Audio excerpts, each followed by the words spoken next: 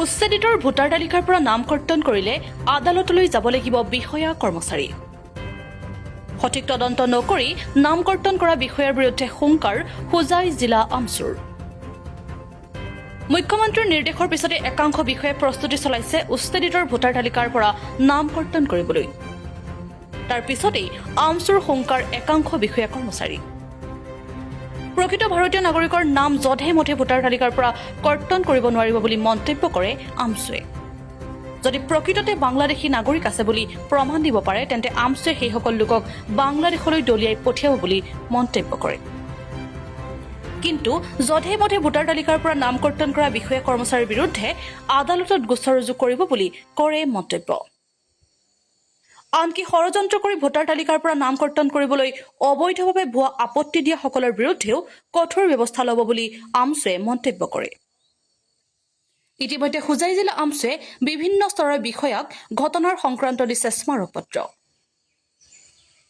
ডবকাৰ পৰা Lutfur ৰেহমানৰ report, reporter live Assam. যোৱা নৱেম্বৰ মাহত কামপুৰ লুটুমাৰীত প্ৰায় 800ৰো অধিক পৰিয়ালক উচ্ছেদ কৰা হৈছিলে আৰু সেই উচ্ছেদিত পৰিয়ালক ভোটাৰ তালিকাত নাম অন্তৰ্ভুক্তি, স্থানান্তৰ আৰু কৰ্তনৰ জাননী প্ৰেৰণ কৰা হৈছে। আৰু ইতিমধ্যে হোজাই জিলা আয়ুক্ত কাৰ্যালয়ত, জিলা নিৰ্বাচনী বিষয়াৰ কাৰ্যালয়ত 300ৰো অধিক পৰিয়াল হেয়াৰিং দিবলৈ আহি উপস্থিত হৈছে।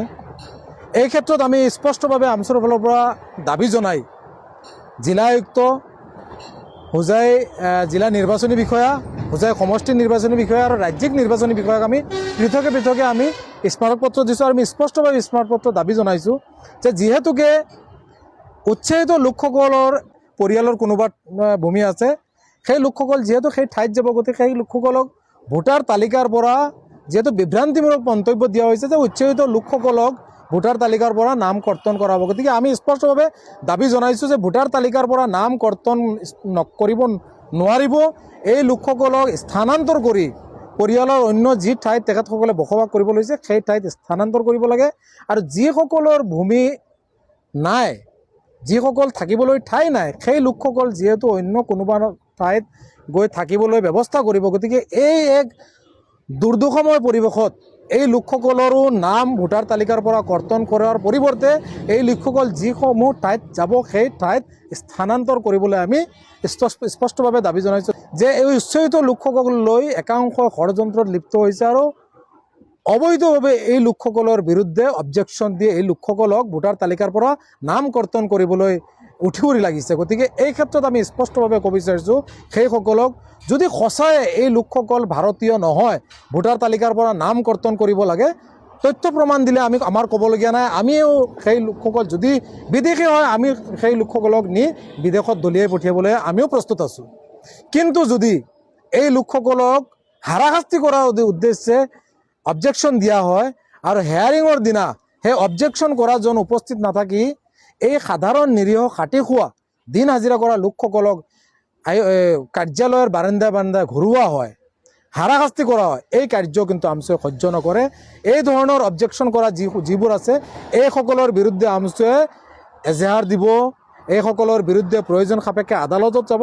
আদালতৰ বাৰান্দাই বাৰান্দাই যেনেধৰণে দিন হাজিৰা কৰা লোকসকলক অবৈধভাৱে তেওঁলোকে অবজেকশ্যন দি পেলাই হাৰাশাস্তি কৰি আছে, আমি বৈধভাৱে আদালতত তেওঁলোকৰ বিৰুদ্ধে যাম আৰু আদালতৰ বাৰান্দাই বাৰান্দাই তেওঁলোকক খোজ কাঢ়াবলৈ আমি বাধ্য হ'ম। একদম স্পষ্ট কথা। আৰু এই ক্ষেত্ৰত আমি বিভাগীয় কৰ্তৃপক্ষৰ একাংশ বিষয়া কৰ্মচাৰীকো আমি আহ্বান জনাইছোঁ, যিহেতু যিসকল অন্ন বস্ত্ৰ বাসস্থানৰ অভাৱ, উচ্ছেদিত লোকসকল আৰ্থিকভাৱে জুৰুলা, দিন হাজিৰা কৰা লোক, এই লোকসকল শিক্ষাৰ ক্ষেত্ৰতো বহু পিছপৰা। গতিকে এই ক্ষেত্ৰত মানৱীয়তাৰ দৃষ্টিৰে ভোটাৰ তালিকাত নাম অন্তৰ্ভুক্ত বা স্থানান্তৰ কৰাৰ ক্ষেত্ৰত এই লোকসকলক সুন্দৰভাৱে যাতে নামসমূহ অন্তৰ্ভুক্ত কৰা হয়, স্থানান্তৰ কৰা হয় আৰু অযথা যাতে হাৰাশাস্তি দিয়া নহয় তাৰ প্ৰতি লক্ষ্য ৰাখিবলৈ বিভাগীয় কৰ্তৃপক্ষক আমি স্পষ্টভাৱে দাবী জনাইছোঁ। অন্যথা এনেধৰণৰ হাৰাশাস্তি কৰা কাৰ্যকলাপ যদি হয় আৰু তথ্য প্ৰমাণ পোৱা যায় তা আমি ৰাজপথত প্ৰতিবাদী কাৰ্যসূচী ল'ম। প্ৰয়োজন সাপেক্ষে আমি আদালতৰ জৰিয়তেও যুদ্ধ কৰিবলৈ বাধ্য হ'ম। আৰু এই ক্ষেত্ৰত দেখা যায় বিভ্ৰান্তিকৰ মন্তব্য খোদ মুখ্যমন্ত্ৰী মহোদয়েও দিয়া দেখা যায়। গতিকে এনেধৰণৰ বিভ্ৰান্তিকৰ পৰিৱেশৰ সৃষ্টি কৰি বিভিন্ন জাতি জনগোষ্ঠীৰ মাজত ভাগ ভাগ কৰি অসমখনক অশান্তিময় পৰিৱেশৰ সৃষ্টি নকৰিবলৈ মুখ্যমন্ত্ৰী হিমন্ত বিশ্ব শৰ্মা ডাঙৰীয়াক স্পষ্টভাৱে সকীয়াই দিছোঁ আৰু এই ধৰণৰ হাৰাশাস্তি যাতে কোনো এটা ছিষ্টেমৰ কোনো এজন লোকে যাতে নকৰে তাৰ বাবে আমি বিনম্ৰতাৰে আহ্বান জনাইছোঁ। অন্যথা আগন্তুক দিনত এনেধৰণৰ অপ্ৰয়োজনীয় কাৰ্যকলাপ অলাগতিয়াল কাৰ্যকলাপ যদি হয় আমছয়ে কোনো কাৰণতে বহি নাথাকে, শান্ত নাথাকে, প্ৰয়োজন সাপেক্ষে বৃহৎ আকাৰে গণতান্ত্ৰিক পদ্ধতিৰে প্ৰতিবাদী কাৰ্যসূচী হাতত ল'ম।